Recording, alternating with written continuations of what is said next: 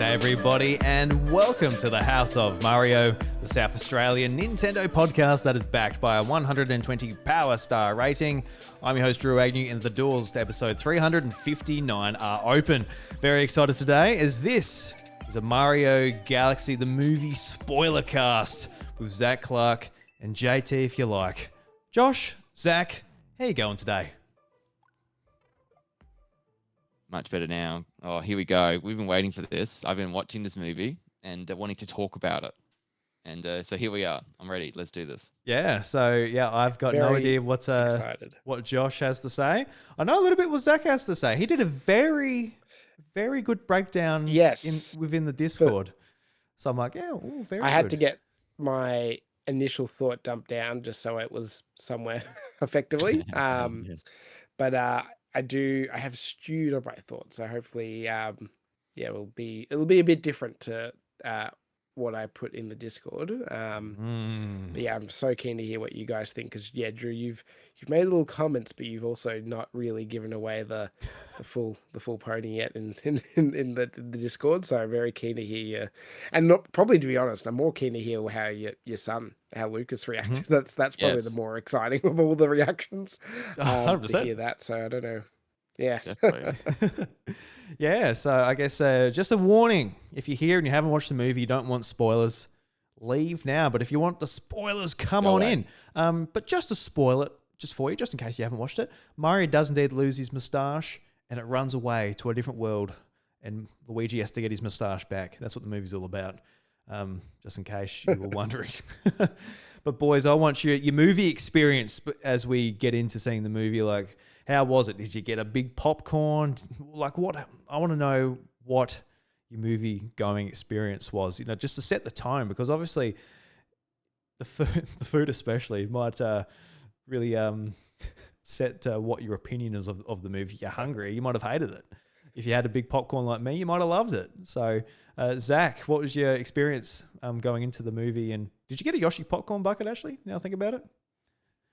I've got some show and tell for the Nice. watches. The first stuff so I worked from home that day, and it was April 1st, right? So the K-pop Demon Hunters thing came out at Macca's. So my wife wanted that, and I wanted a Happy Meal, so I got myself a little Luigi frog suit. That was earlier in the day, and then we had a 7 p.m. showing, and we did gold class because we basically, last year for my wife's birthday, we did gold class Wicked. And then I'm like, it's my birthday, not quite yet, but coming up in a few weeks. So we'll just do this early for that.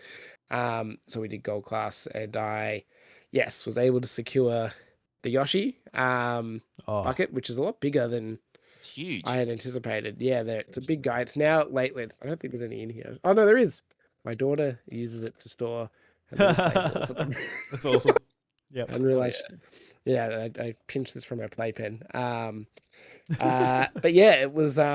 We got that, and they had at Village a Yoshi egg sundae, which was kind of like 3 flavors of ice cream and half an Easter egg, like a sort of medium-sized Easter egg, which was pretty good. And then that was kind of our really unhealthy dinner that day. Effectively, it was popcorn and ice cream, but it was good. So any opinions definitely swayed by a very full and sugared up stomach. That sounds brilliant. Josh, what about you? Yeah, so I literally got back into the country Monday last week, so late at night. So I've been pretty busy with a few other things this week, and so Saturday was the only day we could really go. So that was the 4th of April, and so we just booked a theater near us. Had to do it during the day, and I was kind of worried because it's morning or afternoon. You can get the kids there, and it could be I don't know what to we're gonna get. It could be very disruptive. They could be loud, anything like that. As we walked into the I booked the tickets and I saw there was 20 rows of tickets all together booked.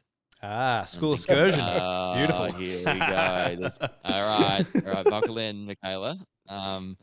So So there's something going on. But as we got there, there was like a birthday party, and they're all wearing Mario and Luigi hats, and they were eating their food, and it was Oh, cool. And yeah, I that's thought, awesome. Oh, that's man, awesome. that's a birthday party I would have wanted as a kid. And so, um, someone's had their party and had a really good time watching the movie because they all went in as well, and they were very well behaved. Everyone there was a couple of younger kids, I reckon around your age, Drew, in attendance, um, and some other like older people like us, sort of older fans watching it, trying to like get the references and all that as well. And so, um, yeah, but it was pretty empty overall, I would say, for like a mid-afternoon screening. So nothing like crazy. So like we could hear everything, no disruptions or anything like that. So it was, yeah, a bit of a like whirlwind, especially like I was excited for the film, and then like the Star Fox announcement got me even more excited because like I'm thinking this could mean other things as well. So I was going into it really sort of excited and primed to sort of see it all and experience it. Yeah. So what about the snacks, Josh? We're going to know about the snacks. Oh, I'm boring though. Like we've spent so much money in New Zealand. Like we Yeah. literally got back and we're like we made like a pact we can't spend money. So like we literally just smuggled like food in and Yeah, just sort fair of enough. like Yep. ate our muesli bars and stuff like that. So we had lunch beforehand. Just so very boring. Nothing like what Zach did. Yeah, because I love just getting a massive popcorn and that at the theater, but that's usually because I barely go. But this year for Christmas, my mother-in-law got Chantel and I like memberships to our theater, so we get $10 tickets. So we have been going more. Ooh. So And that was good. I can't really do the jumbo popcorn every movie I watch because like it seems to be more frequent now. It might have been like one or two a year, but now it's been like one a month. So especially we just went and watched Hail Mary like a few Oh, days beforehand it's as good. well. That's good. So yeah, I've eaten a lot of popcorn within the last 7 days, and with like the weekend that's just gone being Easter, a lot of chocolate, just so much crap. Mm. It's been something else. But yeah, for me, I was lucky because I was sort of thinking on the Wednesday, like, oh, if I can get off work in time, I'll pick up Lucas from Kindy, and we'll go straight down, and like the timing will work out perfectly. So that did work out. We went down, and on the way, it was funny because like I mentioned that Lucas, he's watched the original Mario movie so many times, but at this point, that was half his lifetime ago. That was like maybe when he was 2 or whatever.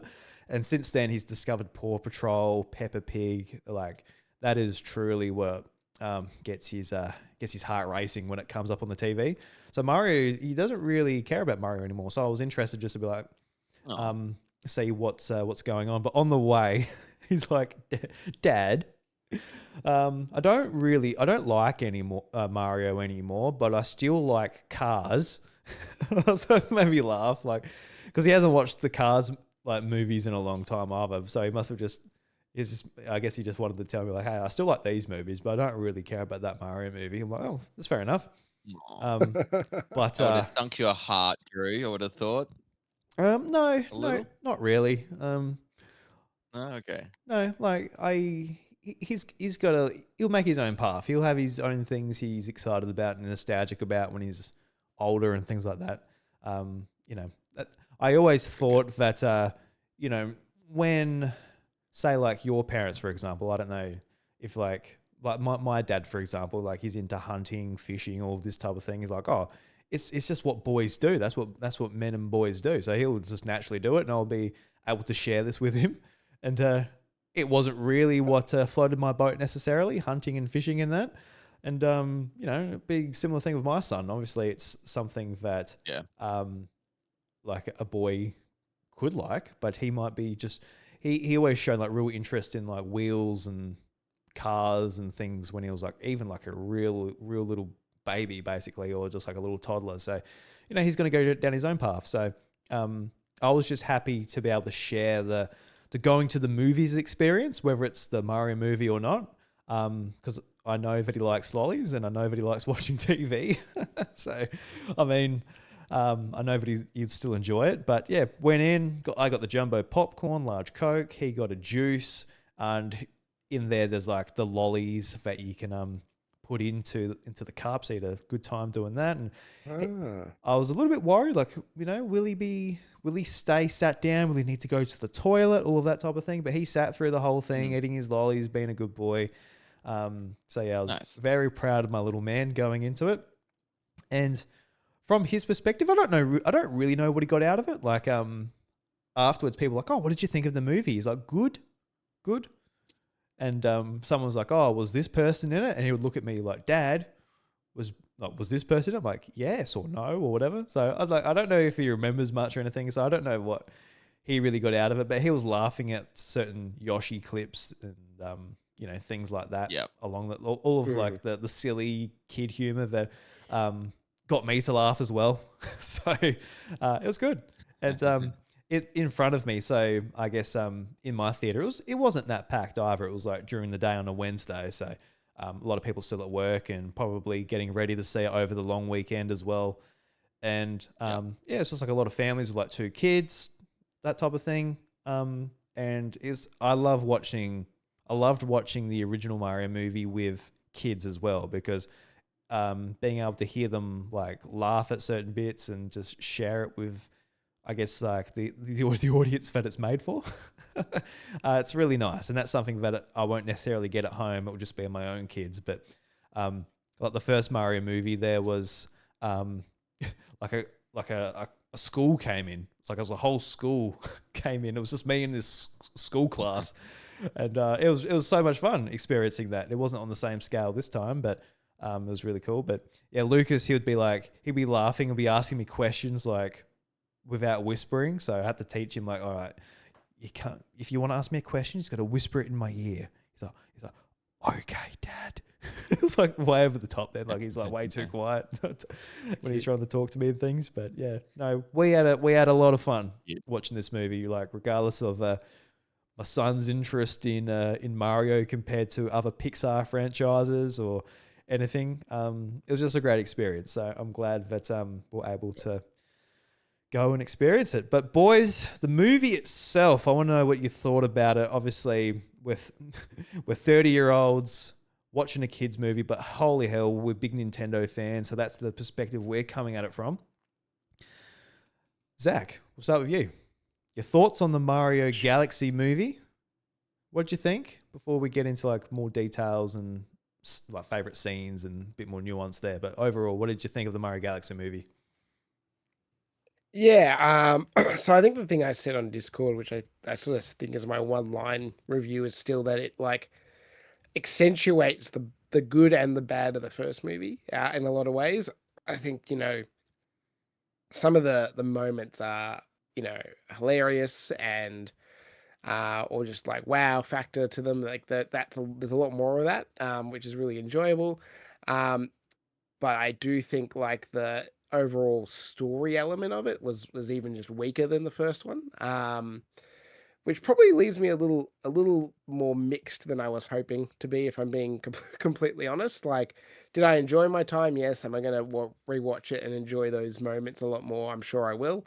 But it definitely, there are quite a few little things where like I'm like, oh, you're starting a little bit of a plot line, and then you kind of just stopped like at a point, and it's like, I hear the criticism, Mario doesn't need plot, and uh, I get that maybe it doesn't necessarily need it, but like, would it be a worse movie with slightly more to the plot? Like, no, I'm not asking for a lot, just a little bit more sort of finalization on a few of the little storylines they had going.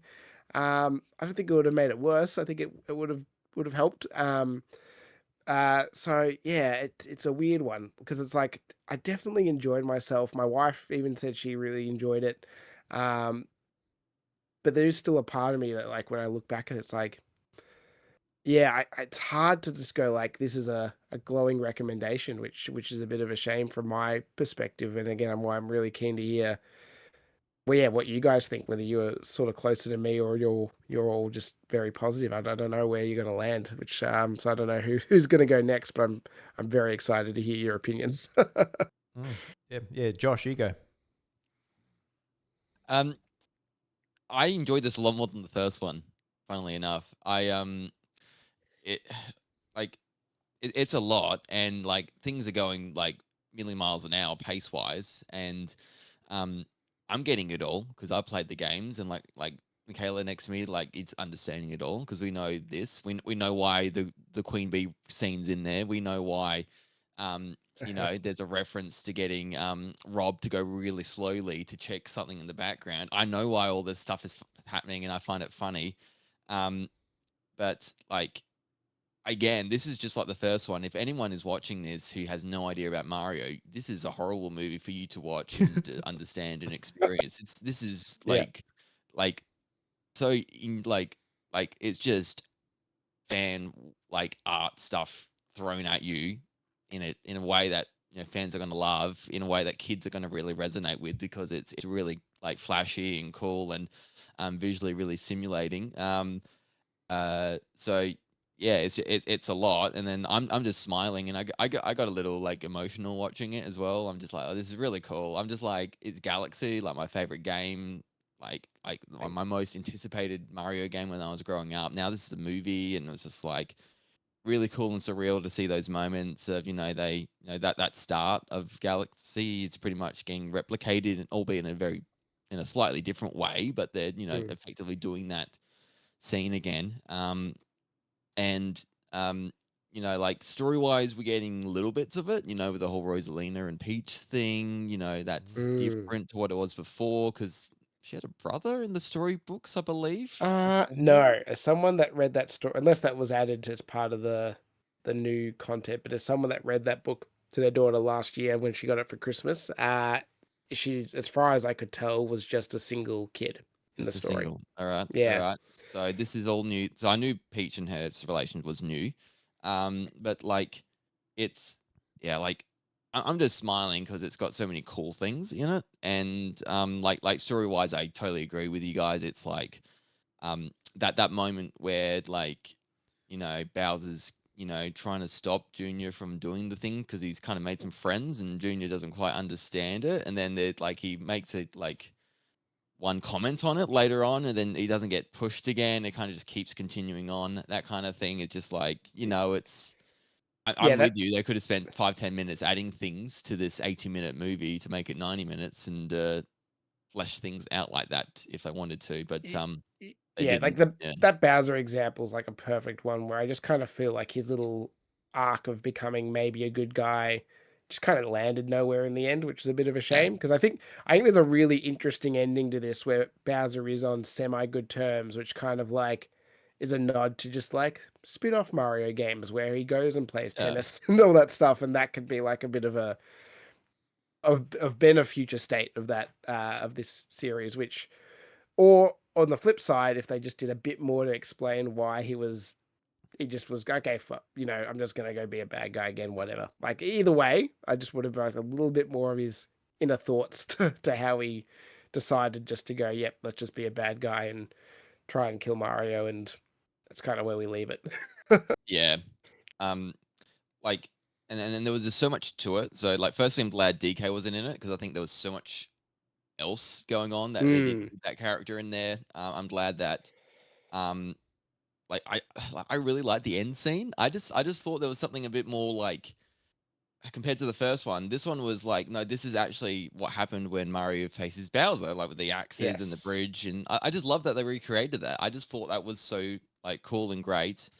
Um, and then using Junior's brush against him and Luigi, that moment he creates the really bad drawing with the Game and Watch. I Yeah. just thought like I Uh, lost it. I just thought that's so so did I. funny. Like that's so smart how they've incorporated that character into this. And so um I suppose for me as a fan, it was just like those moments were just so cool and great that sort of like didn't need to like care as much about the story aspect, albeit the lack of it, I suppose. So for me, I left out of it thinking I actually enjoyed that more than the first one, even though like I acknowledge it's a complete mess of a story end to end kind of feature film for me. But yeah, I just want more of that. I suppose I was happy with it. Yeah, very nice. Yeah, I think for me, just like when the credits started rolling on the screen, and it sort of hit me then. I'm like, for me, it didn't have the highs of what the first movie gave me. And whether that was because it was the first Nintendo film we've seen, or it's the first time we've seen Mario voiced, and like there was so many firsts for the first Mario movie. And it's been something I've been sort of thinking about the last few days, where it's like, why is this? Because like obviously there's a lot of great moments, like the fight scenes, the references, all that type of stuff. It's all fun stuff as a Nintendo fan, but I think it does in some ways come down to what Zach was talking about, just like with the story and like the character development. I'm not looking for much, like most Nintendo fans, when it comes to like Mario's story, but at least in the first one, you had like sort of like you're introduced to the characters. They go through like a journey discovering the Mushroom Kingdom. They get separated. They're learning about like their strength together as brothers. They're just like there has to be character development just naturally throughout that situation. And then as like the story goes on, as the things happen. Obviously, the first movie, there's not that much character development and stuff either. But in this one, it's sort of just like, all right, you know all that now, and just kind of stuff happens. Whereas like that's cool, but like you said, the Bowser sort of arc, that kind of just does nothing. It's kind of cool at the start seeing them together, but ultimately it's kind of just another Bowser story. And there's no sort of moment from the first movie where like the Peaches song that sort of blew up and became its own thing across social media and all of that. And you can see like the Jack Blackism just oozing out of the movie, and seeing how his influence actually touched the movie itself. And it wasn't just, let's just use Jack Black's voice just to get his name type of thing. But yeah, it's like sort of nothing in that sort of form in this movie either. And yeah, I didn't even feel like the music necessarily hit me as hard as the first one. And in the first one, there was lots of licensed music that I wasn't a fan of. But there wasn't like, I remember like specifically in the first movie when like Mario and Donkey Kong teamed up and they got the power-ups, and they're like that scene where they're running through all the enemies and the choreography as they're like just absolutely balling through them, and you can hear like the Mario Brothers 3 medley as like you're going through, and that I remember getting goosebumps in that moment. Like, oh my God, like just seeing so much stuff all at once as it's all going on. I didn't really get that. And I gotta say, the Star Fox spoilers, I think actually like really harmed my enjoyment of this movie, because at the point when they're looking for a pilot, it's like, oh, we're looking for a pilot to rob. I'm like, oh, there he is. There's Star Fox. They go up the elevator. Oh, it's Fox. Cool. Like that would have been huge if they didn't say it, if they didn't ruin it. It frustrates me to no end. I could have had all these feelings and been like, but holy crap, that moment when they just drops Fox McCloud in this movie. And don't get me wrong, he does some pretty cool stuff in this movie. Seeing him like pilot the observatory and things, pretty cool. Yes. Pretty cool. But man, I wish they didn't spoil it. That's like that. If somebody was to ask me like, oh, if there's one thing you wouldn't spoil for this movie, is somebody going into it, I would say that specifically, do not mention there's Fox McCloud in this movie, because that's like the one thing that you don't expect, but you sort of have your fingers crossed for. Because if Marvel can hold the information that there's actually 3 Spider-Man in like the most recent Spider-Man movie, where like the old Spider-Man are coming back, if they can hold that, surely Nintendo can be like, hey, look, we won't just blabber out that Star Fox is in this movie. It pissed me off. Like I sort of got around it in like after a few days. I'm like, oh look, maybe it leads to something else. Like there were some other cameos in there, but I mean that was the one. Star Fox was the one that seems to have like more story implications and obviously a big role in the actual squad itself. So yeah, that frustrated me. So yeah, I ultimately sort of land on the fact that just the space where I really enjoyed the movie. Don't get me wrong. Like I went there and that was fun. I had a good time. But yeah, I didn't like it as much as the first movie. And yeah, I just wish I didn't know about Fox. I really didn't. That would have been the thing that really put it up for me. That's fair. That's fair. It's yeah. I like, and we know why they do it because it just creates that buzz, that interest. Like the Yeah. days beforehand on like Twitter, I'm seeing like people going crazy like for this and why it's so cool. And um, you know, like for fans of Star Fox, you know, like this is probably one of the last things they would have expected to appear. You know, it's effectively been dead for the 10 years since Zero came out and how bad that game was received. Mm. And you know, like, like for me, I've just got more excited. I know, like outside of the movie, I'm just like outside of the rumors, but like for me, thinking about this now, you don't put time into a character like that if you don't expect to do other things with the character. So Yeah. like for what's to come, that's got me really more excited, I suppose. And um, but yeah, I totally get you. That would have been a huge moment, Yeah. not knowing, and he's the pilot and all that. But I suppose for me beforehand, like I didn't know Pikmin were coming in, and then I see the Pikmin, and I thought that was so That would have, cool. yeah, And you would have loved that, Josh, because yeah, I was like, when I saw that ship, I was like, I mean, I knew the Pikmin were in it because they did show that off in that weird character like montage, but I was like, oh, that's the dolphin or a very similar one? And then, yep, sure enough, zooms out and it's tiny and Pikmin pop out. I was like, I was only just a little bummed Olimar didn't pop out with them, but it is what it is, but still very cool. Yeah, like that stuff oh, was it's cool, great. but Yeah, it's just a moment. Fox was like Correct. a part of the movie. yes, Like, oh, damn it! Like, I Yeah, just feel like, oh, it it was would have so been close. so good if I will say for me at least, I agree with you, Drew. I would have loved to have been surprised. Because like yeah, there would have been that couple of minutes of like, who's the pilot? Like, who's a pilot in mm, Mario? And then to see it's not a pilot from Mario would have been amazing. But I will say they still managed to get like a good reaction from me because of just I did not expect them to go full anime art style in the middle of a yes, movie. I did not yes, expect to necessarily see. I sort of said we talked about it before, Drew, but like I was hoping to see the full squad. We did get them at least not voiced, but they were there for a little bit. And yes. oh, and yeah, to your last point, Drew, getting to see him fly at the Comet Observatory and do a barrel roll with that giant like hip, like there was still like a few moments where I'm like, you've still kept some surprises around Fox Sure. quite fun. Uh, and I think the other thing, while we're talking about him, I guess it's I'm fascinated, but also kind of glad they, I guess, confirmed they're not really setting it up as like a interconnected Nintendo universe. It is a multiverse kind of situation, I guess, is what I'm trying to say. Like Fox Mm, doesn't normally live in the Mario world. It's something weird happened and he popped up here temporarily. He's gone back home. Because I don't necessarily like as much as will get hyped for it, need like the Smash Brothers movie yet, if that makes sense. Like kind of yeah.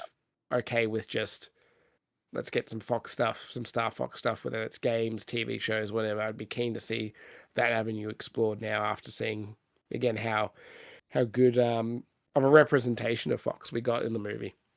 Yeah, I It just will. means like Yeah. space wise now though, just everything's connected. Like we've got the Pikmin, we Well, have did Star you Fox. spot the other ship in that Yes, I did documentary? see Yeah, that. yeah. Yes, I saw it not at the time, but I saw it afterwards. So like, okay, that's there. Like F-Zero now. Like there's a lot of space I IP mean, yeah, connected. Star Fox and F-Zero have always been also weirdly linked, I think, in Correct. because Yeah, of his dad, like as a human version of him in F-Zero. Anyway, sorry, but there yeah. is. Yes. So um they're all connected, and there's a third movie from the tease at the end, so we will get more, and it'll be Mm, one of those appearing for what I've just listed, 100%. So um yeah, whether we get a Smash Bros movie or not, we're going to get more cool cameos like this. So we're very excited by that possibility. Like this MCU-esque. Like we're not going to get the 3-4 movies a year like that did. This is a bit more spaced out and a bit more sort of yeah. gradual, which I appreciate, and I think it will hopefully retain and be more special. The one other thing about that is I think I'm just even more annoyed now that Zelda's live action. I know it's not space related, but for me it was just like, if this is the path they're going to go down, they've just done a live action Zelda. It would have been cool if But that was animated but as well. I mean to just this is very like fan speculatory now, but like Yeah. um just think about how Fox worked. He was a 2D animation, and he went through the multiverse thing, and now he was in the art style of the Mario movie. Surely they could do the same thing with Zelda, or hypothetically, where real life Link True. comes through a portal, and then you get cartoon True. Link. The only issue is more just the ownership of it being Sony versus Universal. Actually, I'd say is probably the real reason that won't happen. But I bet a lot of money that Nintendo made sure whenever they signed with Sony that they were still allowed to chuck Zelda stuff elsewhere if they just Think deem it. it. Yeah, so you Yeah. could still probably see some Toon Link or something pop up Yeah. somewhere point. in the future. Yeah. Yeah. Yeah, I wouldn't be too worried about that. Like, it's like Smash Brothers itself, like it changes the art style and things to be coherent within Smash Brothers itself. So I'm sure the movies will do something similar, unless just the actor. It'll just be the live action actor just in this Illumination movie walking around. So, hey guys, Yeah. like it Like look, Blues Clues kind of vibes. Like yeah, yeah. yeah, that'd be amazing. But Yeah, no thanks. as somebody who's like sort of not poo-pooed Star Fox, but it's kind of one of those things like, where does Star Fox fit in modern Nintendo? We haven't seen a modern iteration of Star Fox outside of Star Fox Zero, and that wasn't really all that much different from the Star Fox And that came before Starlink. it. Yeah, and like that was like Ubisoft's interpretation, like within like a different IP as well. So it's kind of like, does it have a place in modern Nintendo? But I think what they showed in this, it could make a really cool game in that art style that they had within the movie. That shot, I'm like, oh my god, I want that right now. It looks awesome. I'd love a whole TV show or movie just based on that. I'll 100% be excited to go and watch something like that. Do you guys remember this 15-minute anime style short they Yeah. created for Star Fox Zero back in the day? Yep. I rewatched that, and That's that is good. so cool. That is so cool. Like I'm on this whole like Star Fox like hype thing again, so because I know something's coming. Like, so I'm just watching it all. I'm like, man, that was great. Like that's like great promo for a game. It's a shame they just didn't do that in the game. Like Yeah, add that's right. that Yeah. as the cutscenes in the game. Yeah. Yeah, like stuff like that. That's like really cool like stuff they could have incorporated into that, and understand the why a bit more. But who's to like they might do it this time, but we'll see. So I'm just excited to see.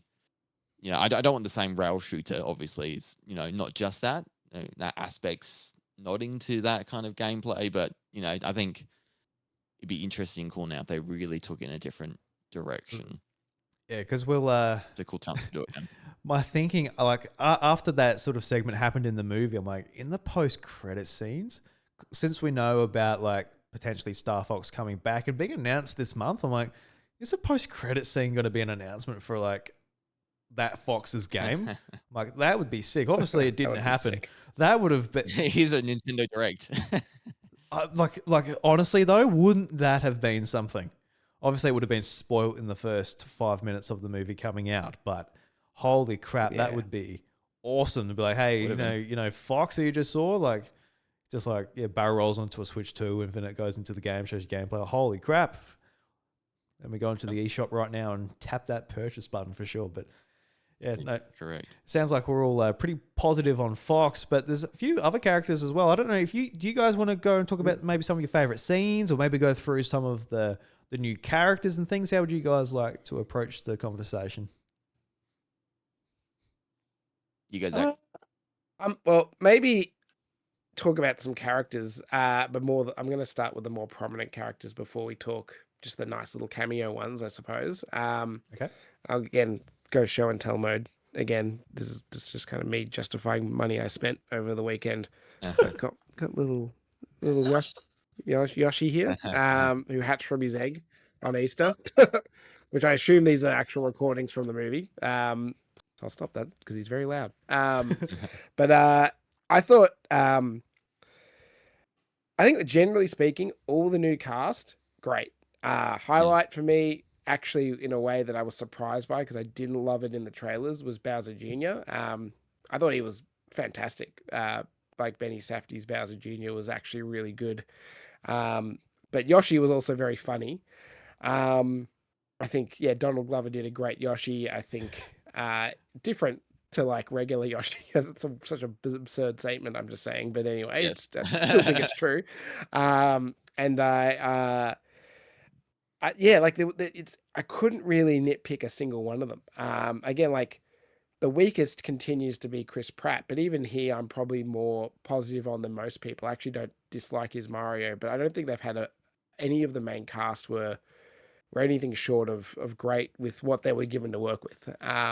So I think it did make for some fun. Like again, Yoshi, just so like his little montage of what he was doing in the real world for like, I guess whatever months or years. I don't know what the time frame between the two films is supposedly. Was quite funny, quite hilarious seeing him, like, stealing like Spike's lunch and just sort of getting in a bunch of mischief and knocking down dinosaurs. Like, again, sort of to go what I was saying, like the little scenes like that, like they're just so funny, like they're so good, and I'm very excited for when they're very easily accessible. Not necessarily to watch them all together as a movie constantly, but to watch little things like that again. It's just it'll be great. And again, to sort of go. Sorry, you go. I was just going. It's just a great TikTok. That's sort of what you're almost saying, yeah. Effectively, but I mean, like it works quite well. And I almost said, like in some ways, if this was a children's cartoon, it actually would make perfect sense. Where like each episode was like the little mini story arcs, which are in some ways largely inconsequential, but do have a slight like overlay of a plot that every now and then it's like, oh yeah, there is a thing overarching all this. I forgot that was happening, versus just this little mini adventure that is more focused. But the other highlight scene was again, shame there wasn't a musical, as you said, Drew, but the puppet scene with Bowser and Bowser Jr. was fantastic. I suspect in their heads that was going to be like the moment for Jack Black and Benny, but yeah, I mean, it's hard to compete with a song, but it was still very funny and very cute. Yeah, and it looked gorgeous too. Like just looking at like getting that close look at like the materials and that were used for the puppets. So I'm sort of like looking at it real closely. Like, do they actually film this? Yeah. Like, it looks absolutely stunning. And that's something I will say about this movie and the first movie, but especially this one, just with the galaxy scenes. What a gorgeously animated movie! Like so many wallpapers you'll be able to just grab from scenes of this film, like the 4K version. It will absolutely stunning. And like the actual movie poster itself of like Mario and Yoshi looking across the galaxy, like that is frame-worthy in your house. Maybe my wife won't like it, but but yeah, just absolutely gorgeous. So yeah, that Bowser scene, yeah, very funny, and this is heartwarming. I don't know if did it hit you in the fatherly section there, Zach? Oh, it's quite nice, even though his son's a freaking psychopath. Yeah, no, it did. I think like, it's always like a reminder, like those things where like your young kid, how much they look up to you, I think is always a bit touching, and it's certainly something I think most parents notice in just the way our kids copy us. It's just like it's always a reminder that you are kind of their whole world for so much of those early years, and they touched on that. And it's quite sad in some ways that Bowser's like shafted him off to boarding school. I guess like that was a bit like, it's a bit harsh, but sort of good to see that they've reconnected and now get to bond in jail, I suppose, to spoil the ending. But yeah, it did hit a bit for me at least. I don't know about you, Drew, if it sort of ignited anything, or if you were just sort of like it's pretty shallow. Yeah, it was quite nice. I can't say if I was like, oh my god. I'm like, and like obviously Lucas is right next to me. I wasn't like, oh, like I grab him by the hair and sniff his hair. Oh my boy, I love you so much. I love you so much. You're never going to boarding school. Yeah. No, I won't send my. Yeah, that'd be so sad, honestly. But no, I won't do that. But yes, it was quite nice. It was quite nice. I wasn't super emotional by it, but yeah, it was pretty cool. Like you were mentioning, like the Yoshi scenes. Yoshi, definitely one of my favorite characters in the movie, just because he's one of my favorite characters in Mario in general. But I kind of feel like outside of the start, he kind of just got thrown in there, and it was kind of just like just there. And in some ways, they kind of acknowledge this, like the joke, just like with Toad at the start of the movie being like, oh, the dinosaur's part of the group now. Okay. And like, that's funny because like, oh, Yeah, he just that's it. joined and like they're best friends and all three of them are just like a tight-knit group. But in some ways, Toad has a point. Like, he's just there throughout the rest of the movie. Like, there isn't really any need for him. Obviously, there's like funny sections where he's like using his tongue or, you know, doing something or showing up, being awkward. And then there's like the part where there's a reference to Yoshi's Island where the Mario and Luigi turn into babies, and there's that whole section. Outside of that, like Yoshi was kind of like, yeah, just kind of there for the comedic relief, which is fine. But The Jar Jar. yeah, it is just funny how true what Toad said was in the end. Just like, hey, he's just okay, Yeah. he's here. And as an audience member, it's kind of like, yeah, I guess he is. By the time the movie finished, just kind of with Toad a little bit. So yeah, but yeah, like Donald Glover is funny because like, you can hear him through his sounds. Like there isn't like that just like, because you kind of assume with like Yoshi that you wouldn't be able to hear the voice actor through it, but you can hear him going, oh Yoshi, like you can sort of tell that it's him. I guess, you know, since we know, probably wouldn't be that. I don't have that good an ear to hear it and that's Donald Glover. Like I don't listen to his music and all that, all that much to be able to pick that up. But yeah, certainly knowing that, I'm like, oh yeah, I can sort of hear that behind him. I wonder if one of us can do a good Yoshi and get his job for the third movie. You reckon? Oh, I mean, I'll give it a go. Give it a go. Give it a go. Yes. Nailed it. It's okay. Not great. You don't Uh, have to be nice, guys.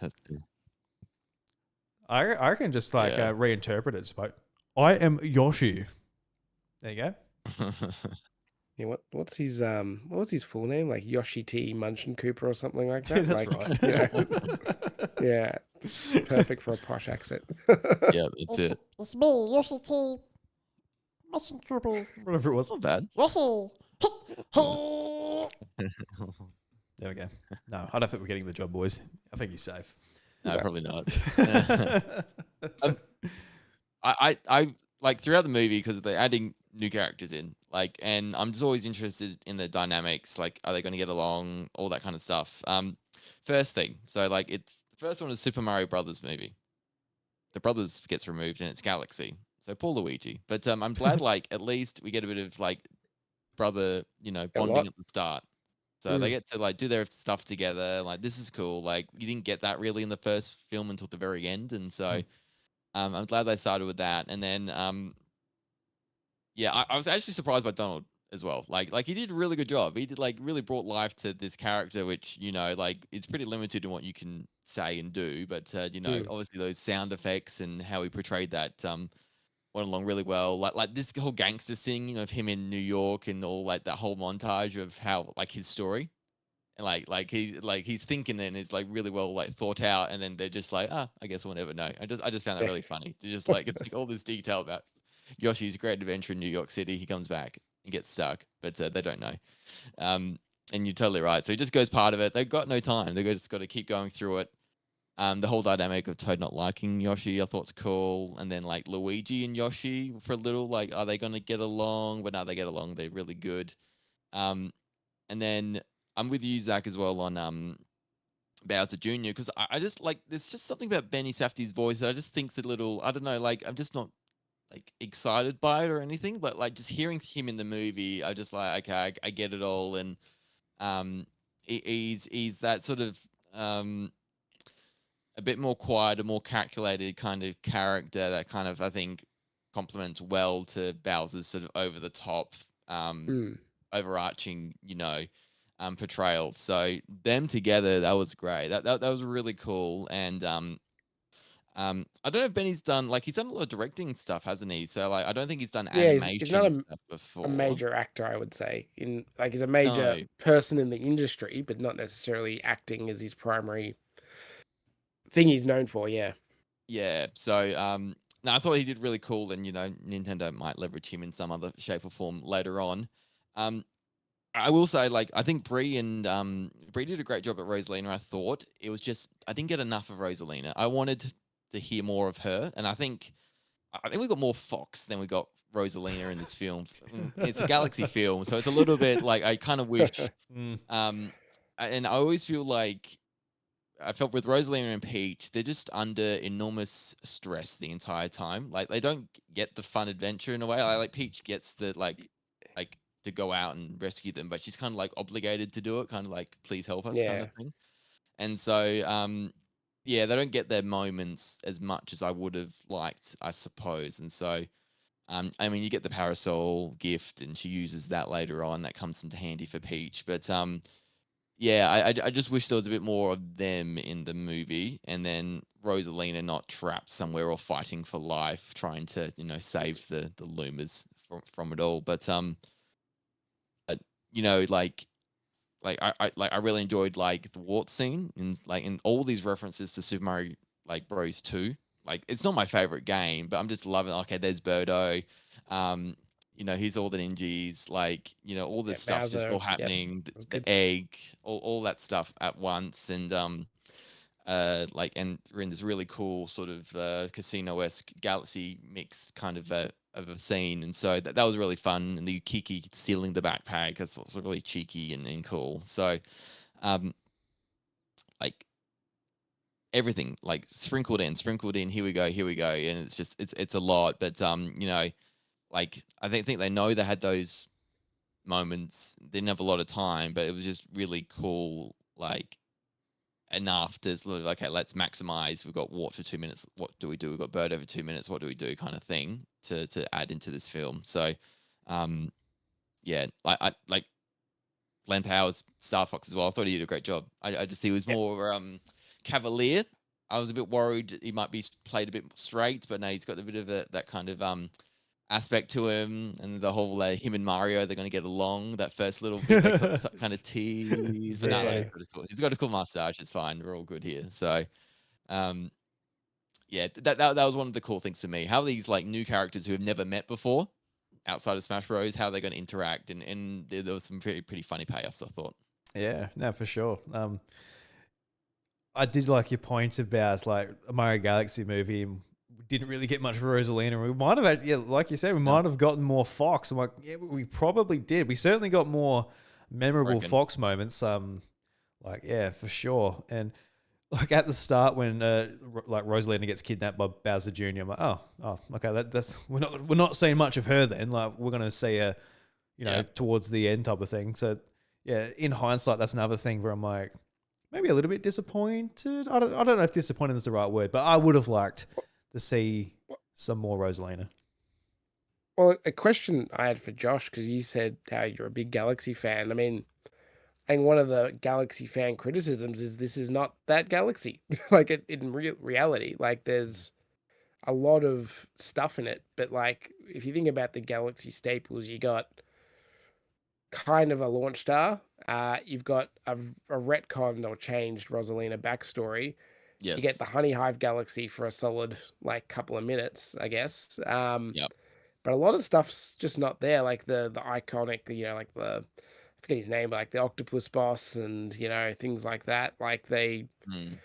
it and reading interviews now, we sort of realize that was never originally started as a Galaxy film and got the name sort of after they just strung everything together and like Yeah. we'll call it Galaxy. I mean, does that bother you at all, or you just kind of like, it's fine. I don't really care. I just like Mario in Yeah. general enough that Um. this is good. Yeah, I heard that criticism going in, but then I was watching the film and like, no, they're still in the castle. There's the giant robot that you see in Galaxy. There's Yeah, Mega Leg. the, Yep, the yep. power ups. There's um the references to different galaxies, the Queen Bee. So for me, I thought there was a lot of Galaxy moments in there. I just yeah, but I could see why people obviously want a lot, loving those games.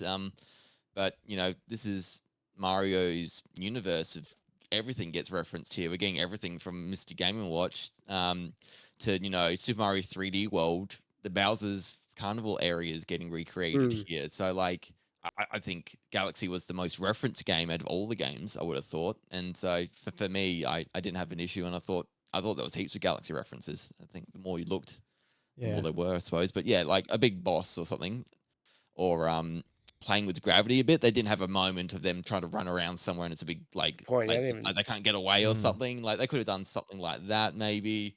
Yeah. Um, It was, you know, like the low on life, and they get the special mushroom to get a bit more. I don't know. They could have done more things, I suppose. But for me, I think I got my fix with the galaxy references in it. because it was just the casino that played with the anti-gravity sort of mechanic in those games. Whereas, Yes. like, I'll say that that's probably the biggest thing to sort of play with in the movie. But I guess, like, how many times can you do it? Like, how could you reference that in the movie to not overplay it? So, like, you have it like in a cube sort of setting that they had that scene in, but would you have more scenes where they're just running around in the in a circle on like this like sphere or Yeah, like a planet. Yeah. yeah, it's like I don't know. How could you put that into the movie? I'm sure there are ways, but yeah, I guess they at least had one in there where Peach is sort of jumping off of all of those different sides of the wall. But I guess like just while we're on Peach, what did you guys think of I guess the backstory? You know, that she is indeed like sisters with Rosalina, and I think as obviously Fox McCloud in the movie was spoiled as far as that, but as far as like being a big Nintendo fan, like oh, they're sisters, that's interesting. Like that's something that sort of stood out to me personally. Like oh, there you go.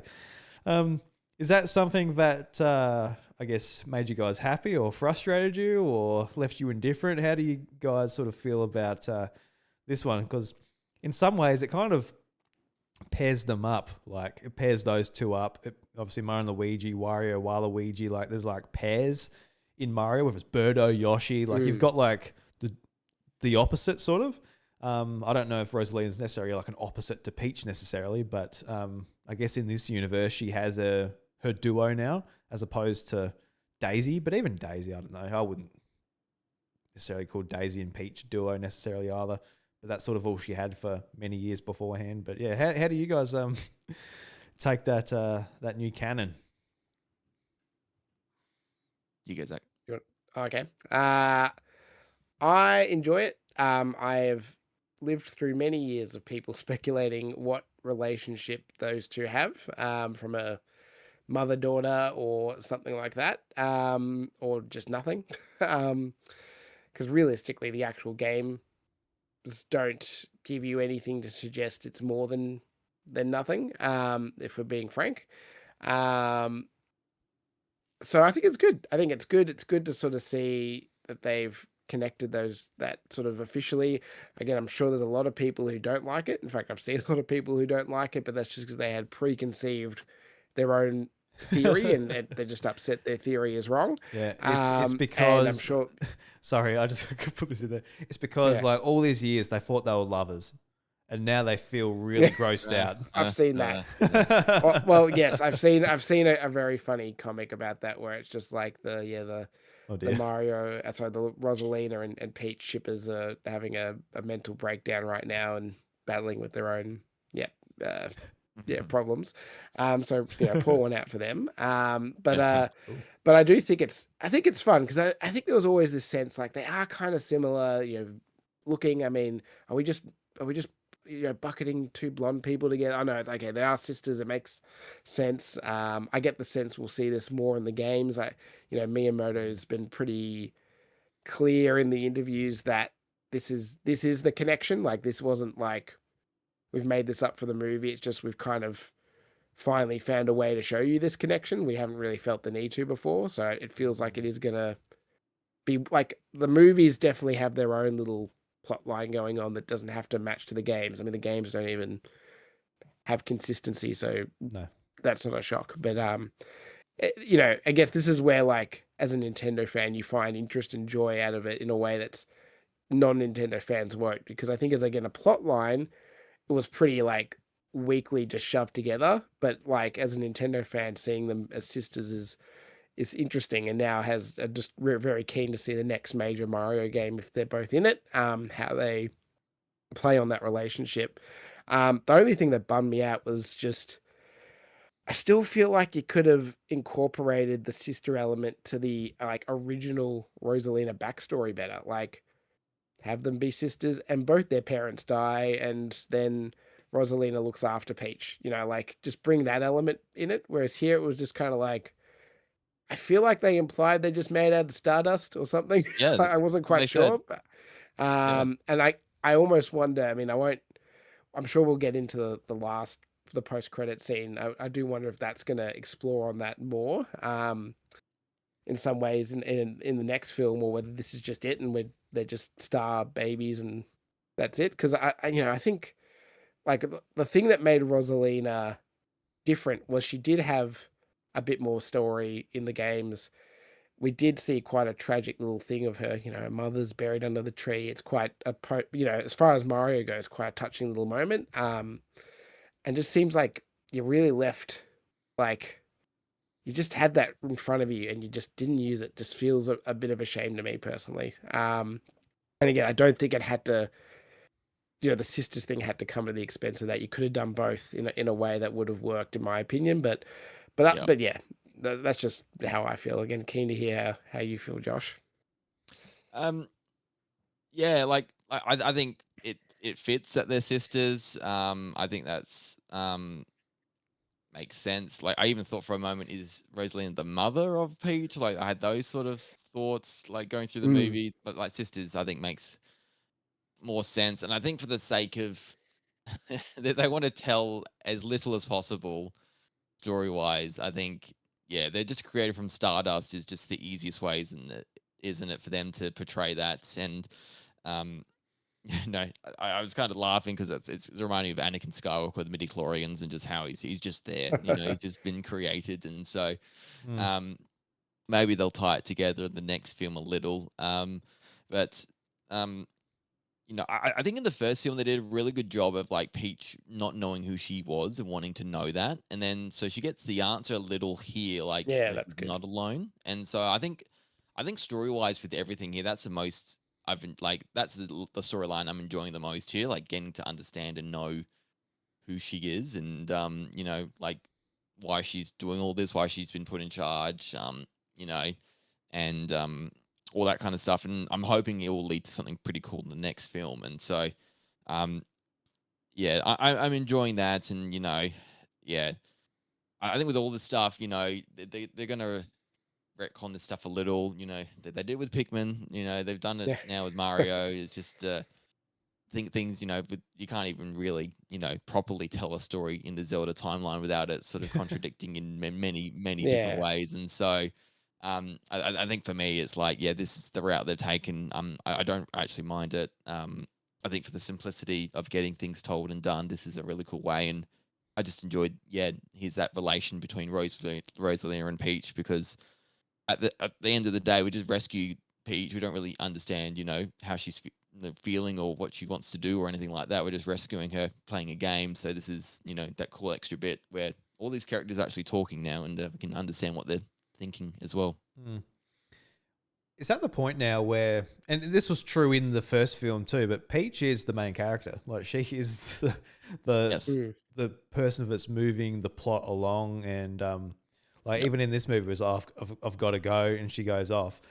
In some ways, it kind of would have been cool if like they said, "Oh, let's go and rescue Rosalina," and she doesn't just sneak off. She goes with Mario, Luigi, and actually goes off, and that they're together the whole movie, and you get to see more of Peach and Mario and Luigi, Yoshi, Toad together in some ways. But yeah, in the first movie, I always thought that like Peach was like the best character. She was like the strong one, the smart one, all of that, and it was a nice contrast compared to the games where you just go, oh, it's the princess, you get a peck on the cheek for the most part, or she barely talks, or she sends you a letter saying she's baked a cake and she's off or something like that. It's always Yeah. Right. yeah. So it's I like the contrast, but I would like Mario and Luigi to actually be a little bit more of the heroes. I don't know. I don't know if they plan to like have them slowly progress to be like more competent as the movies go on, where they've been in the Mushroom Kingdom longer or whatever. But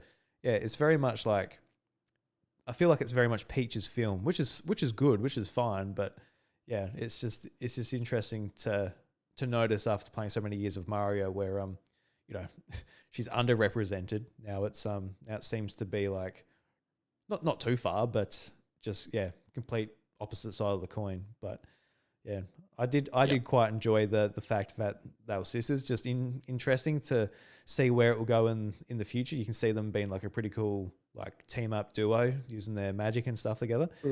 And Yeah. even like in these movies are like they're using their smash moves, and like against Mega Leg you can see Rosalina using like her Super Smash Brothers shield and things. So these movies, man, they can go, when we get there, I think it's going to be pretty sick. Just like the types of fights and things we'll get like in this type of animation. So yeah, I don't want to get there too quick because we know what it's like if you get so many Marvel movies a year, and you know people eventually get sick of it. But yeah, eventually when we get there, yeah, I don't think we won't even care about the story at that point. We're going to see some pretty cool fights. But yes. All right. What other scene would we like to talk about? Ooh. Maybe towards the end with Yeah. like The Mario end Maker fight? level. I thought Oh, that was really cool. Yes. yes. That was fun. That was fun.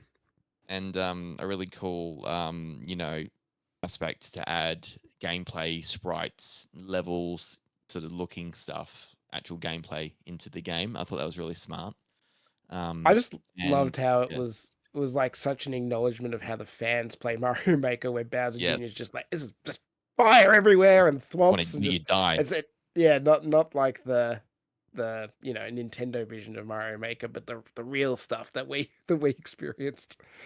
Yeah. Correct. It was fun. And I think, any sort of adaptation of that going forward in Mario Maker would be fun and cool as well to acknowledge. And I liked how, they used the umbrella to get out of that situation, a way to, you would think that's game over if you're playing Super Mario Maker. You can't get out of that situation, but to use the, the force of the bombs of the umbrella to get out of there, I thought, okay, that's cool and different. I just like that they've sort of broken the game because Bowser Jr.'s tried to break it to break them kind of thing. So I thought that was super fun and sort of a great little moment. I sort of knew it was coming too because I don't know if you saw any of the reviews, Josh, but like obviously there was some like very negative reviews, and I think one of the more negative ones they said like, oh, it just ends in like a gameplay sequence. I'm like, oh, I don't know why you said that in the review, but now I know that. I think that might have been the real negative one, like the 0 out of 5 that we talked about last week, Zach. Yeah. Person who's never played Mario, you have no idea what was going. Yeah, just like, what the fuck is happening on my screen right now? I'm having a fit. But when that popped up, I'm like, oh yep. Here's the gameplay sequence that the sad reviewer had to sit through. Poor boy. But yeah, that was absolutely wonderful sequence. Like the action in this game, like we'll talk about like sort of the ending scene and that as well. Like really cool. And like the stuff that they put in there. So the only thing they could have done is like had Bowser Jr. just have a Wii U gamepad sat there. That would have been a very niche reference. So no one knows what a Wii U gamepad is now. There's only a few of us. There's only a few of us. I thought like the very end sort of sequence too was pretty cool. How like it sort of felt like it actually felt like a final level with them like infiltrating the castle or the planet and jumping into it that way and like being stealthy and running around. It actually felt like it kind of reminded me of like the last, I guess, area of like Mario Odyssey, where it kind of felt like that, where it's like this big sort of area and it's not necessarily 100% linear. So it reminded me a bit of that, where you're sort of like avoiding lots of bullet bills and all of that type of thing. Thought that was really cool. And so anything on that? And I know you touched on it earlier, Josh, but yeah, the end sequence with the bridge too, very cool.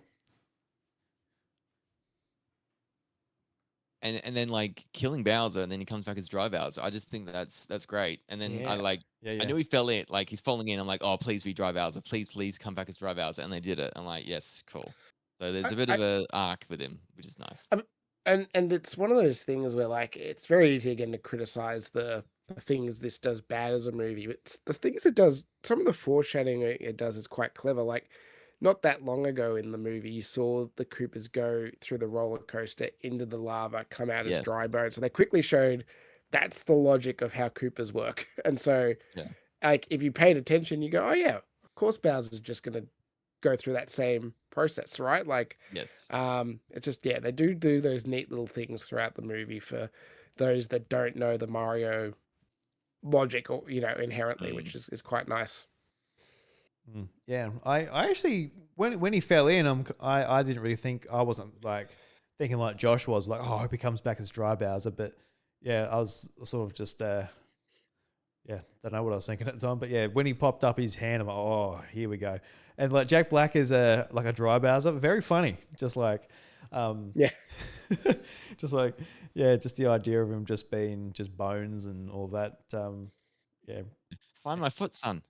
I was Yeah. also, I was, yes, I was also just like thinking like, oh, is this, obviously with my son right next to me, is it a bit scary for him? Like there was some times in this movie where I'm like, like, is he all right? Like I sort of look over and he's fine. He's just watching it, eating his popcorn. But so I'm like, it could have been like some of these sequences could have been scary in some ways. But I guess like the first movie, you could have said that with like the Luigi Mansion sort of sections when Luigi sort of just wakes up and all of that too. So, but that didn't seem to trouble him as a 2-year-old. So yeah, not so much. But yeah, no, it's pretty cool.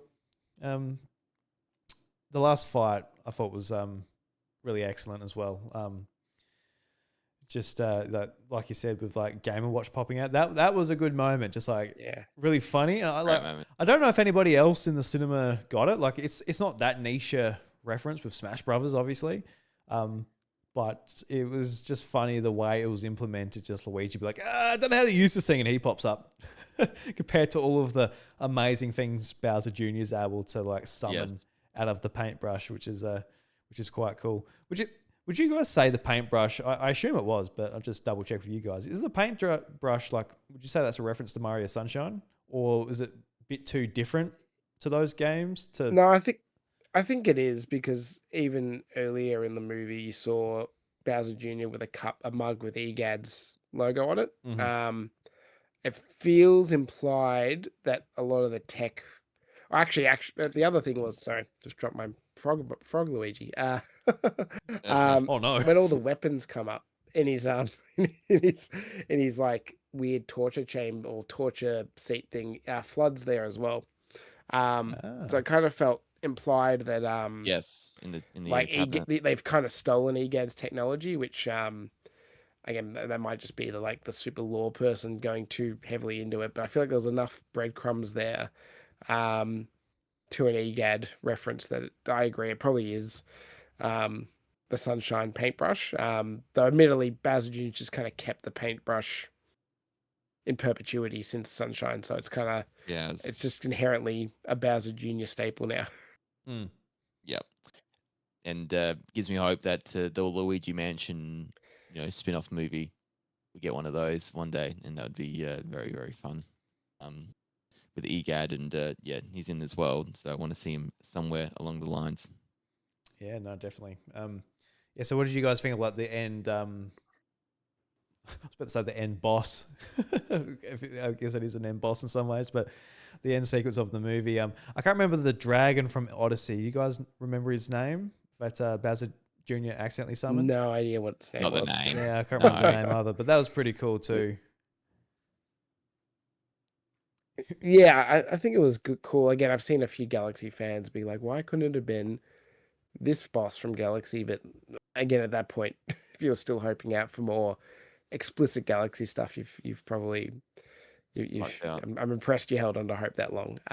But it's easily one of the most exciting bosses you ever came across in Mario, right? Like I'm sure we all remember when we first came across that dragon in Odyssey and being like, what the hell? Am I in Dark Souls? And so it was equally as like impactful in the context of this otherwise pretty colorful world still. I like the whole 3 jumps bit wasn't there, and then so I'm like, okay, like throughout the whole movie, like they're doing stuff like Luigi's knee, or just like they're punching, or they're doing stuff sideways, and so like I'm just like enjoying. Okay, they're not jumping on the boss to kill it. They're doing it in a different way, which works more in a movie sense, and using all the power ups that they had nearby. I just like the fact that they got the mini power ups ready to go. They smash them out, and like like it's fun. Like you don't know what they're gonna get. Like you see like which one we're gonna get, and you get some really funny ones. And so like Luigi when he gets the frog one, I'm just laughing. They're so silly earlier on in the film, and just like it's cool though. And so um yeah, they like it's those moments you're like, oh, they're about to get done, and then like the last minute, like the character you forgot about does their thing, and it's just all very well done and orchestrated in that 2-3 minute sequence. So, um, like I found it really satisfying. I just and then the bridge sequence before, I just I thought it was really cool, more I don't know, like pay better homage to the games than what the first ending did on the first film. Yeah, no, 100%. I think one thing that I I sort of like noticed like just like the power ups, just like especially like the drill. I was sort of like noticing like what the power ups were from Mario Galaxy. It's just like obviously like the cloud suit, the drill suit, how those were being like used in tandem together, and just seeing how Luigi's using like a power up that's used for platforming in the games. How he's using it to attack and things like just stuff like that. I think that's where like this movie truly shines. Is just like seeing like objects in the Mario universe be used in ways you could never do in like Mario Brothers 3 or Mario Galaxy, like these older games.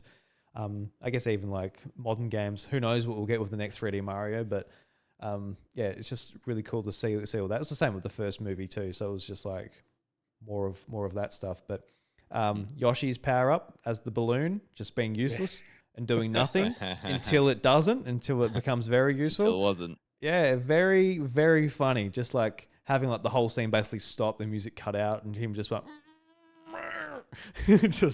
just being there. Very good. Yeah, absolutely. Or with fantastic. Bowser at the beginning when he's tiny, like he's powered up, so you got to hit him. You think he's weak now. No, you got to hit him to remove the power up, or just all that kind of stuff. Just like playing to it still. It's just fun.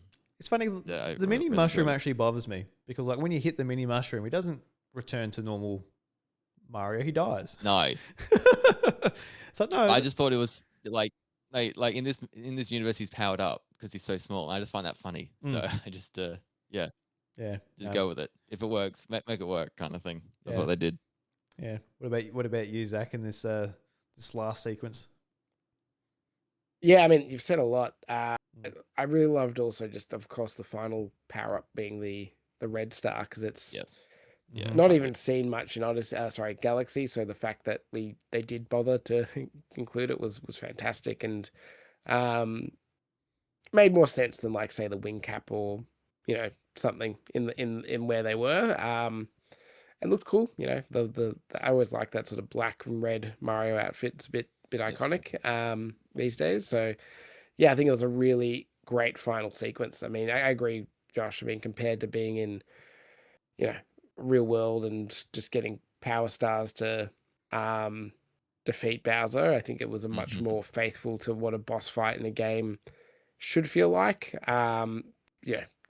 Adding that extra little Smash Bros moment for a real kick was I was the only one that laughed in the cinema when Game Watch popped up, but I was very happy. And also accentuates the value of not showing all the cameos beforehand like they had with Rob and Pikmin and Fox before. So it was great. I mean, probably like I don't know if you could have done much better for the like ending fight kind of moment. I think it was incredibly well executed.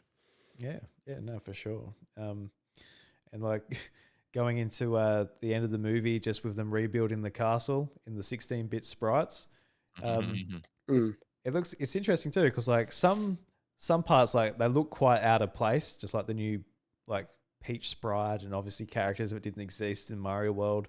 It kind of looks like a bit like you're watching a Newgrounds video at some points of it, but it was pretty cool just to see, like, because I think like Mario World, it's like definitely my favorite sprite set. So, really, really cool. But I thought it was funny as well, just like them going back to the castle, but like, yeah, we lost the castle. Like very, very Yeah.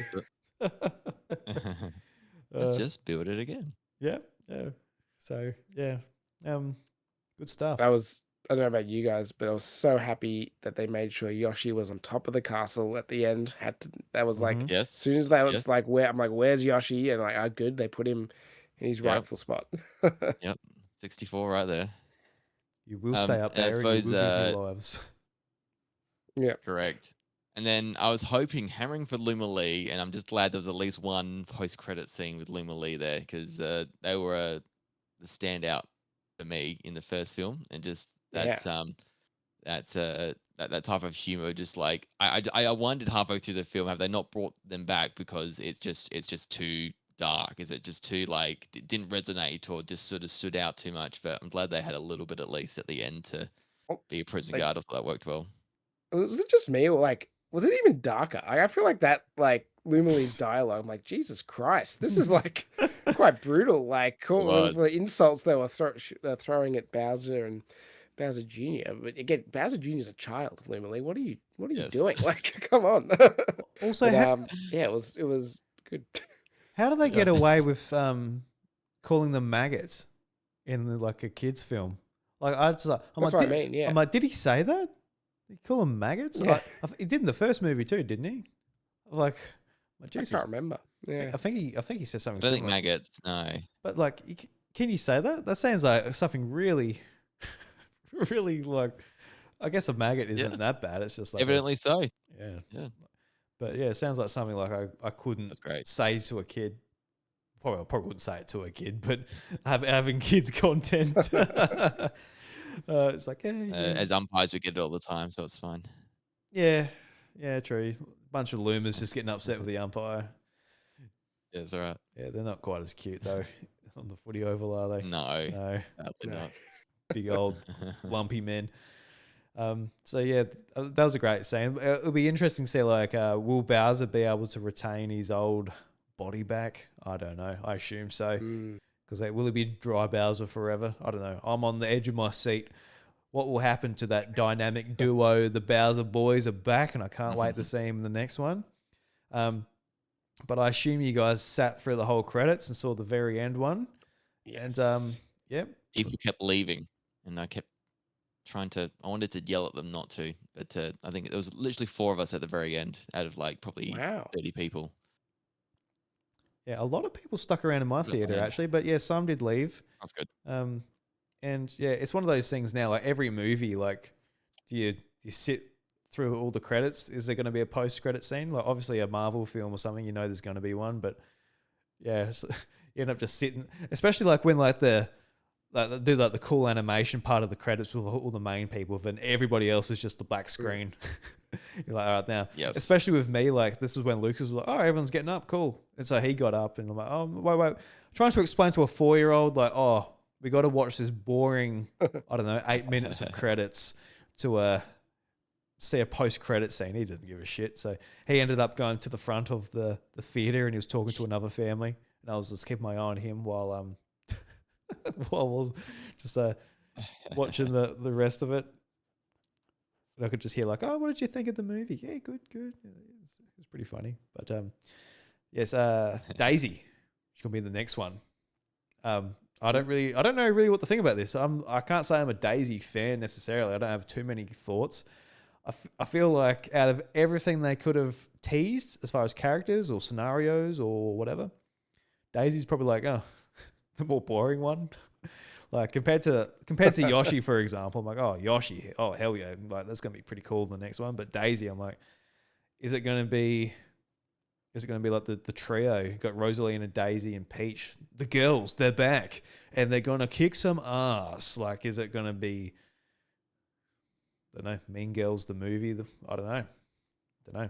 What's your thoughts on Daisy? Zach, what's your thoughts on Daisy? Yeah, I mean, it wasn't my first choice. Not saying I dislike Daisy, but I mean, my first choice was Warrior. So I mean, Yeah, that same. just is what it is. And so anything that wasn't Warrior was probably gonna be a shame for me. So this is kind of where I was getting into. I'm curious where they go, because like look at what happened with Yoshi.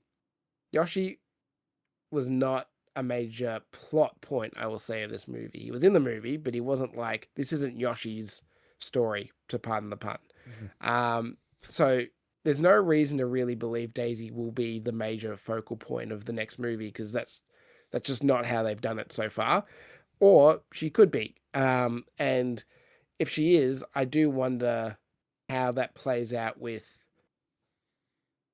like, I just wonder if they are going to touch on this Stardust thing more, and maybe it's like, oh, Daisy's going to give them some backstory. You're part of this race that I am also part of, and we're all magical princesses or something. I'm just wondering if that's where they're going with it. Like, because like I just they could, like, they could absolutely be like, Yep. all the princesses in the Mario universes are these magical beings that are all part of this grander sisterhood, which isn't bad. It's just maybe one way that they'll flesh out this what's the deal with Rosalina a bit more, because I feel like Rosalina should be in the next film. Probably she just didn't get that much time here. She's finally been saved. It would be, kind of like how in Frozen 2, like, Anna and Elsa sort of get more time together. You kind of hope that Peach and Rosalina get more time, not just like, oh, we start the film and Rosalina's gone off to her observatory and we'll never see her again, kind of thing. So like, there's part of me that wonders if that's where it goes. But I guess more hopefully, again, not saying that would be bad, but I think I just want to see this kind of be like, let's do a lot of Super Mario Land and its sequels and spin-offs references. And that's just me getting back to Wario, because Wario being the introduced in Mario Land 2. I'm just hoping he's the villain. I'm hoping Daisy's going to be like, yep, this fat dude's come and taken over Sarasa Land and I need some help. And that's the goal. Like, that would be my ideal outcome for this, what this is teasing. But yeah, and I guess to Josh's earlier point, the other flip side is, I imagine if Daisy's in the next movie, it's surely, I mean, they did enough teasing that Luigi needs a girlfriend. Yes. Assuming we confirm that Mario and Luigi Mario and Peach kind of got together. Like, they were flirting a lot, and then she did the kiss, but they didn't give us anything more than that. So if Daisy and Luigi sort of form a bond in the next film, and that could be a good setup for a Luigi's Mansion spin-off many years down the line after this. I could also see that working quite well. So there's a lot to do with Daisy. It'll be fun. I mean, she was going to come eventually if they kept doing these, so I'm not upset. It's just, again, it wasn't Wario, so that's the only reason I was a bit bummed. Yeah, what you want to, the post-credit scene is just you're back at the Stargate Galaxy. There's you see Coopers and all that in the background. And you just zoom on this purple pair of pants, and his hand scratching the ass. He's That's it. And that's it. You're like, oh, bravo! Yeah. I can't wait. Yeah. Cinema peak. Peak. 10 peak. out of 10. What an experience. Josh, what about you? What's your thoughts on Daisy? I'm exact same as Zach. Yeah, I wanted Wario because he seems to me like the next clear big villain to have, or initial friend of me kind of guy. And if he's there, then you're probably gonna have Waluigi as well, aren't you? So like, it's just gonna create that whole extra characters, extra dynamics, more girlfriends, more boyfriends, that kind of thing, or joking at it anyway, at least. It's I'm getting like the Sonic movie vibes from all this now. Like they got the fourth Sonic film, and they keep sort of adding in these big characters, like extending the Sonic cast, and they're only doing like one at a time kind of thing. And so like, I've definitely got that vibe of Nintendo taking that same sort of leaf now, and it's teasing. So are we going to get that confirmation of Daisy, like, and how she's related? And I imagine there will be stuff going on, because to tease her like that, and to just have her as a I mean they did with Yoshi. They teased Yoshi at the start, and he was in the second one. He wasn't a major part. He was just a cool, fun, extra, comedic and extra little bit. So I just don't know if Daisy draws in people like Yoshi does. So I'm guessing Daisy's going to have a lot buckets more. Aren't really going to fly off the shelf, I don't think. No, correct. So it's just not quite the same. But suppose for me, it's been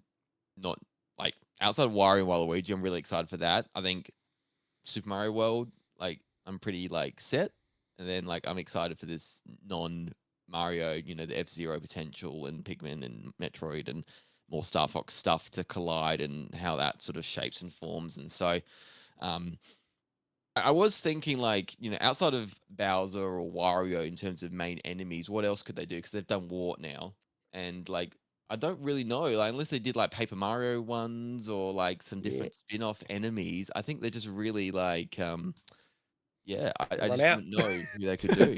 Yeah, honestly, Yeah, I mean, pretty much so always Bowser. a lot of people I see talk about the again in the Rosalina Peach flashback, the cosmic force that was chasing after them. What is that? Who is that? There's no real obvious Mario character that could be. Maybe it's like there's the alien from Mario Land, whatever, Tatanga, but that doesn't. That seems odd. Like it's just not a Yeah, particularly exciting character yeah, or yeah, well-known character. So, but but again, it is an element they introduced very briefly and never explain what this dark force is that's chasing them. So I do wonder if again that ties into it, and it could be an original character, or as you said, Josh, if it pulls in from the RPGs, because there probably are some stuff they could do there. Like there's quite a lot of fun villains in Mario and Luigi. I reckon that could be that's where you could get some good stuff. But I just we haven't seen it yet, right? Like I don't feel like we've yeah. seen any real Mario RPG or Paper Mario or Land even as like significant cameos. So No, it's I hard to agree. That, and picture that's it what's at making this me think stage. it's not going to happen. Yeah, I Yeah. agree. Yeah, Zach, you mentioned that. But I just don't think it can be Bowser again. It has to be someone new. Yes, it'll be something different. Yeah, I wonder who it would be though. But you mentioned like the Dark Force. Like this is me thinking like many movies ahead. But what if that? What about if this is that seed that like that Thanos moment in, um, like in the Marvel films where like that turns out to be like one of the big bad guys in Super Smash Brothers, like in Smash Brothers Brawl, like Taboo or something like that. That turns out Yeah. to be like that bad guy, and that's the main driving force that's like pushing Rosalina and Peach. And in like a Star Fox movie, we see like some unexplained force and how sort of that's like what brings a lot of these characters together. So I don't know. Sounds like a fanfic to me, but it sounds pretty cool. Yeah, it could be that. Yeah, it's so hard to predict now just because of how we saw the things in the first one evolve. So, like they just had Narwing and then Star Fox showed up in the next movie. They had the Yoshi egg and how Yoshi turned out. It's really hard to tell. And again, like we know through sort of filings of trademarks and stuff, like we are probably weeks or months away from them confirming a Donkey Kong movie's happening with Seth Rogen. Like that's almost a lock at this point. But to your point, Josh, Donkey Kong was in it for all of 2 seconds, and I don't think he had a voice. Yep, that was it. Uh, so like again, you can't necessarily look at this and go, "Well, the next thing's that," because they're actually building off of something from the first movie, most likely. So yeah, to what you said, Drew, it's very possible that some of these things will like manifest 2 or 3 movies down the line. They might not manifest in the sequel. So yeah, it'll be interesting to see what comes next. Other than again, almost certainly, it feels like DK is getting his starring role. So yeah, Yeah. I would like to see more DK for sure. I miss DK. I don't Yep. think he really had much of a place in this movie necessarily. There was like Josh said, there was too much stuff going on. But yeah, I would be quite happy to see him pop up again in his own movie. I think it'll be quite entertaining. But we talked about, I feel like, most of the big moments. I feel like this would be a good time to sort of ask you guys, is there anything else you'd like to bring up and discuss before we start wrapping things up? I think for me, most of the moments have been talked about. Obviously, there's many references and things like the minus world and things that were referenced that we didn't talk about. But yeah, is there anything particular from you two that you would like to bring up? Um, Yeah, Yeah. I think for me it's just like there's so much discourse going into these things, and like I'm just kind of like just so glad I just sort of like I don't know, just just went into the movie and I enjoyed it. And I know a lot of people have disagreed, and people have their own views and stuff, but there was just like at the end of the day, like this isn't going to win an Oscar or anything, but I just had a great time. And like for anyone, just like enjoy and just enjoy things that you really like enjoying, and don't be afraid to say when you do. And obviously things aren't cool. Definitely, if you don't enjoy something, that's fine as well. But yeah, this is just pure Nintendo crack, and I enjoyed it. I'm addicted to the stuff, and it was 80 minutes of the good old shit for me, and I loved it. So, um, you know, Miyamoto, like, he's doing some incredible things still at his age, and leading Nintendo in a really new direction. Like, this is like for me, this just means like if you think Nintendo's big now, like this stuff just leads to so much more potential. So I think for me, I'm excited about these movies, but also more so by like what we're going to get from this, like the Star Fox stuff, but like just this new generation of people tapping into this Nintendo ecosystem. This is the next Disney. I feel like this Nintendo IP and everything they're creating here, and it's just how they can get more people to play Nintendo games. And the more people that do it, the more stuff, the more risk Nintendo are going to do, the more studios they're going to buy, the more stuff they're going to put out. So, um, yeah, like absolutely loved it. Pure nostalgic shit for people who played some of the older stuff, the new stuff. Yeah, they look to put things in any nook and cranny they could in this film, and I really loved it. So, bring on the next one. Yeah, absolutely. I agree with you. I love having these movies like one a year. I think it'd be fantastic. Absolutely. Just I can't wait for the Zelda movie next year too. Like to have these Mm. discussions about it and seeing our Got one now. favorite franchises in a different light. I think it's a lot of fun for sure. Yeah, Zach, anything you'd like to bring up? Yeah, the only thing I sort of want to quickly touch on as quickly as I can at least is as much as I talked about how I do generally agree with all the criticisms around the story and stuff, I do find like so some of the headlines from critics have been like, "Oh, this is the death of cinema," or like, "This caused me physical pain," and like I just feel like if you're a critic or if you're a person that's into films beyond what a normal person is, like, and you're trying to sound like show off how smart you are at that, I think you've actually done like the opposite. Because I look at this, and again, as much as I agree, those elements made me enjoy the film less, and I agree with your critique. If Mhm. you can't see how this is a game developer, Miyamoto, taking his mentality to games, like when he makes a Mario game, it's always, oh, wouldn't it be fun if Mario was a cloud in this one? And then, or wouldn't it be fun if he ran around on a planet? Or wouldn't it be fun if he became a dinosaur? Like those kinds of conversations happen, and then they string a loose plot around it just to work. But it's all about this. Wouldn't it be fun if? Wouldn't it be exciting if? Wouldn't it be interesting if statements lead to those games? And that's exactly you can just tell that's how this movie was made. It wasn't like, what's a nice story for this? It was like, wouldn't it be funny if Mario and Luigi became babies for a bit, and that was a fun little segment. And like, wouldn't it be funny if like, yeah, like we had the Mario 2 car show up, and like, wouldn't it be fun when Game and what like that was you can just tell they almost sat in a room, said all those wouldn't it statements, put them down on a board, and then just strung them together. And I Yeah. think like there's something academically interesting about studying that. And by just going dismissive, like it's just killing cinema, it's the worst thing ever to happen to this industry is like just so close-minded. Like I'm not saying enjoy it, like as you said, because I found those critiques really valid.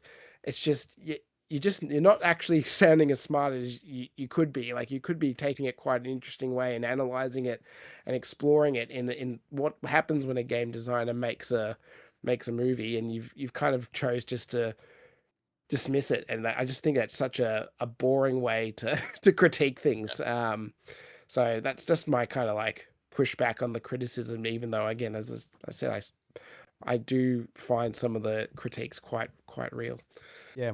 Yeah, I definitely like looking at the reviews and now actually watching the films. I get 100% where you're coming from, especially if you come into it being like, oh, I don't really care for Mario. I've never played it. Like, you got no idea about it because you got to be many millions of people play Mario, but only a handful of people will be like, oh, well, this enemy comes from this game, and like it can put all of these different bits of information together and relate it to different worlds and parts of Mario lore.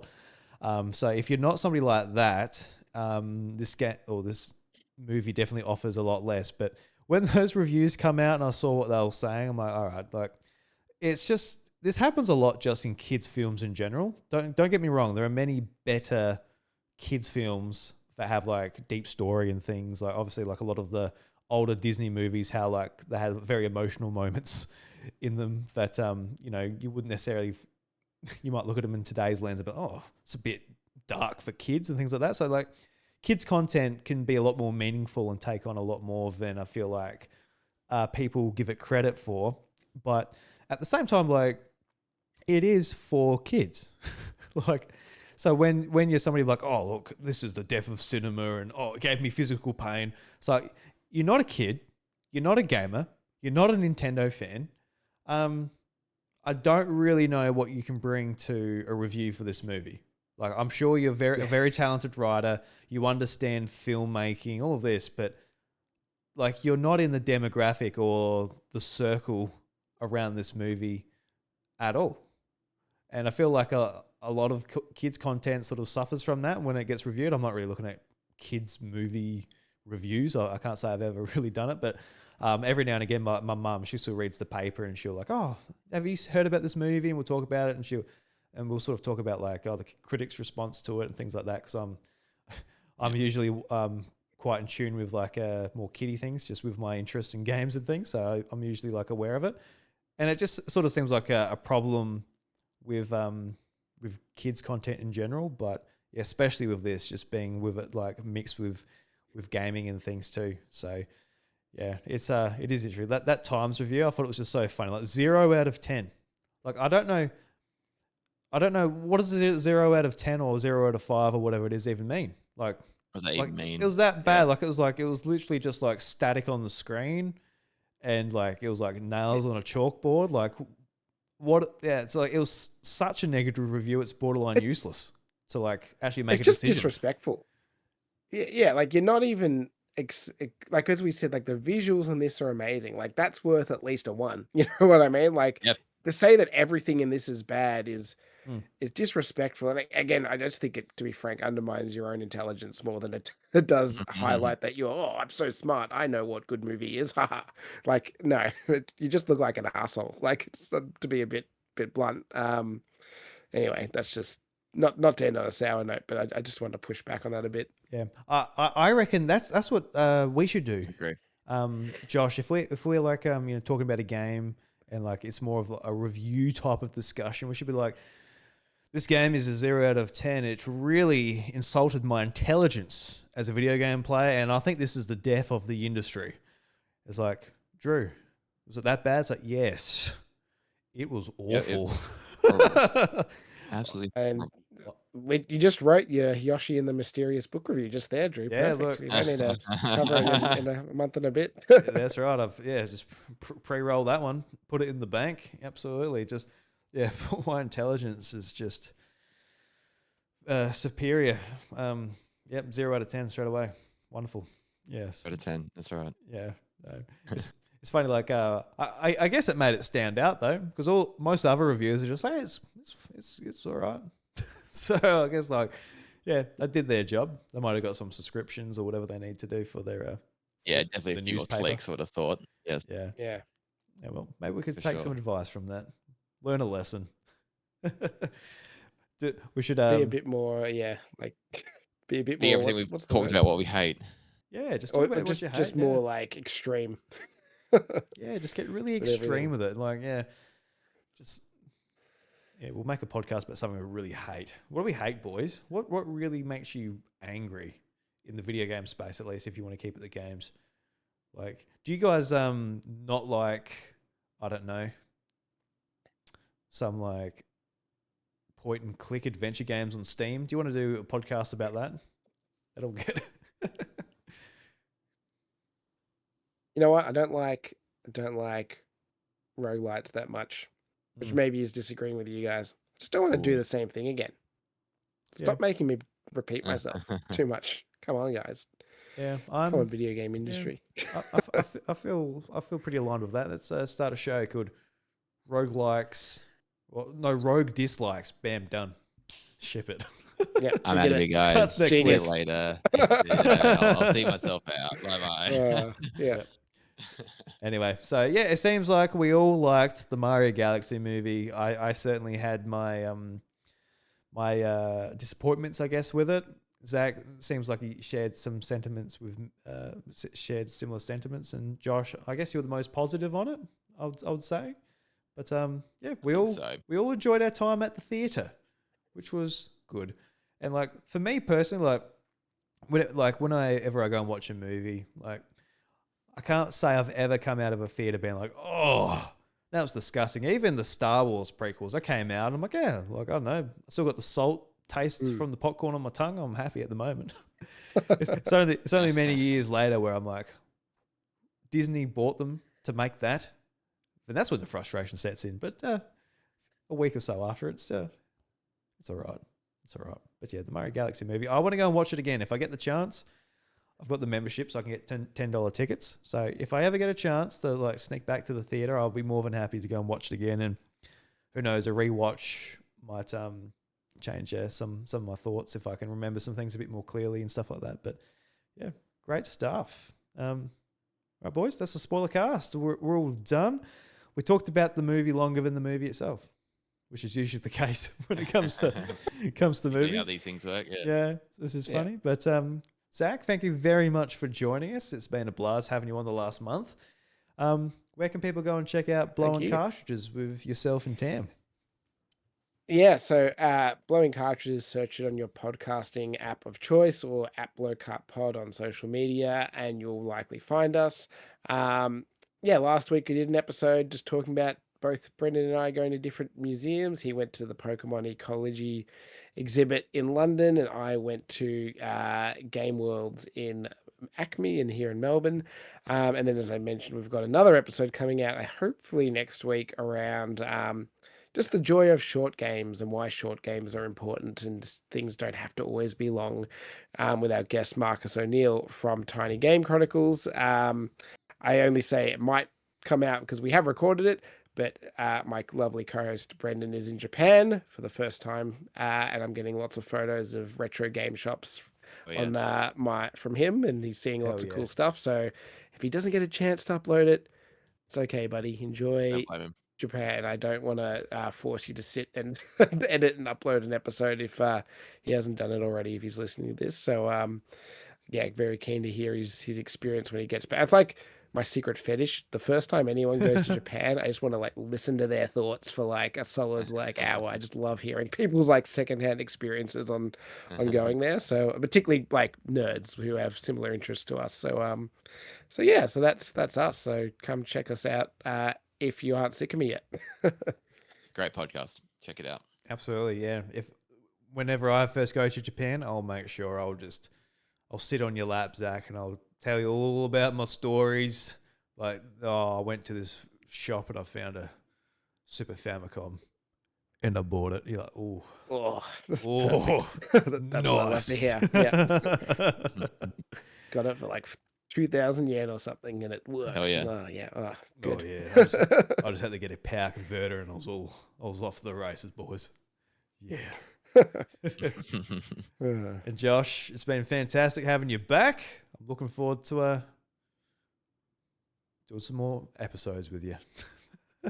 Yeah, good to be back. Enjoy my break, but yeah, very, very, very happy to be back, and more to come. And always excited and looking forward to Monday nights with you, Drew. And Zach, feel free to come back anytime, mate. Always welcome Thank here you. at the House of Mario. Absolutely. I need to know for my own train time and stuff. Like, when's your other show coming back? Have you got anything planned, or are you just going to ease back into it? easing back into it, I think. So a bit of a break for Nintendo Maniacs. I'll have to work something out and get something out pretty soon. Very good. Good, Very because good. yeah, I have to say, being on this podcast and then you not putting out episodes, it's really screwed my like going, exercising and going on like public transport. I'm like, I'm running out of stuff every week. I'm like, I need to find new stuff to listen to because two things have been taken off the cards. Bit of a weird time, isn't it? Yes. Yeah. You're like, Josh, I haven't gone to the gym in 2 or 3 weeks. You've been gone, mate. What's happening? I need you back, son. It's my fault now. Okay. Yeah, it's just, okay. that's right. Yes. Yeah, it's not anyone's own choices. It's your fault.